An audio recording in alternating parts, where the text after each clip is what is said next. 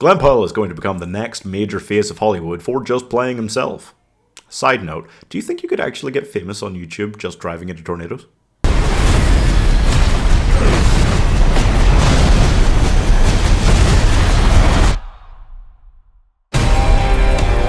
Oh, it's the perfect storm, I tell you. A big budget disaster movie, great cast, released in the height of summer blockbuster season. Woo! This film had me twisted around its finger since the moment I heard it was announced.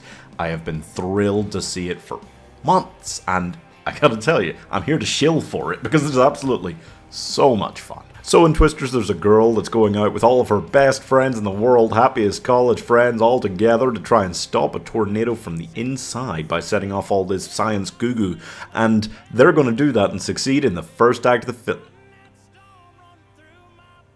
So years later, she's working in New York because every college student with a dream ends up at a desk job that's very unsatisfying.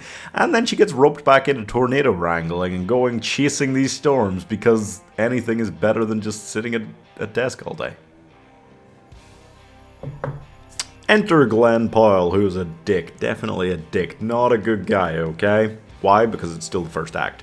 And he's this wild man who drives into tornadoes for views and content, while our girl, Kate, is driving into them with her friends who definitely aren't shady, not shady at all, and they're trying to stop tornadoes from the inside and get all this data that'll help them model tornadoes so they can stop them or something. That's side quest. Glen Powell's just great in the first act. He's just rodeo dude going about doing whatever he fancies and happening to do things that are very cinematic because he needs to for his YouTube channel in a film that wants to be very cinematic, so that works out pretty well. Ding. And then Kate realizes that her friends might be a tad shady and decides to team up with Glen Powell, who's a great guy, nice guy, awesome dude, because it's now the middle of the second act and he needs to be a nice guy now. And he's got a heart of gold, and they work together, and it turns out he's actually really good at science, not just some dumb hick cowboy man. And they work together to try and stop a tornado from the inside and save this small town.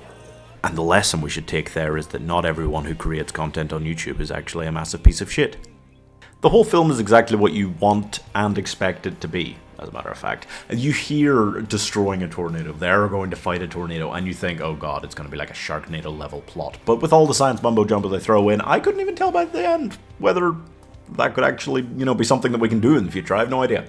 And so it does that aspect well enough and keeps the story moving and good, strong story-ish. It doesn't need to be that strong, but it holds together, and that's all that they really need. It is a crowd pleaser in every sense of the word, and it manages to feel like it's sort of family-friendly as this big summer blockbuster. It's got all the stuff for families, kids, thrill seekers. It blends those together and merges them in a way that you just don't see a lot outside of films made by guys like Steven Spielberg, who did help with this. I did worry at one point that Twisters was going to go just all the way off-road, because they did mention just offhand, oh, there hasn't been a Twister in New York in so many years.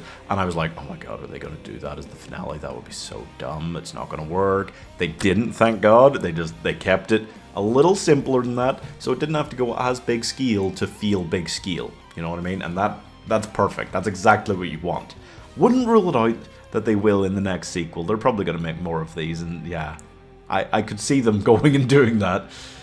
I still don't think it'll work, but it would be interesting as a concept. Overall, this is a fantastic disaster movie. It does everything you want it to be. It's not the savior of cinema. It's not Marvel Jesus, but it does kind of bring this genre back from the dead. The big disaster summer blockbuster movie. I feel like there's been some attempts at it recently.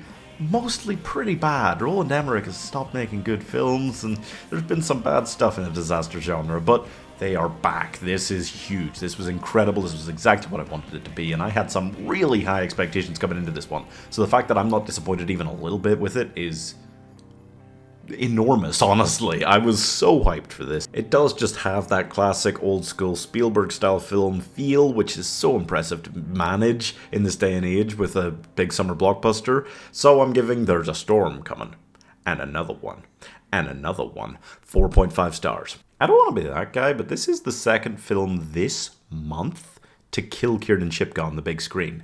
What did she do to you, Hollywood? Apart from starring in the Sabrina finale. That was some Game of Thrones level bad, man.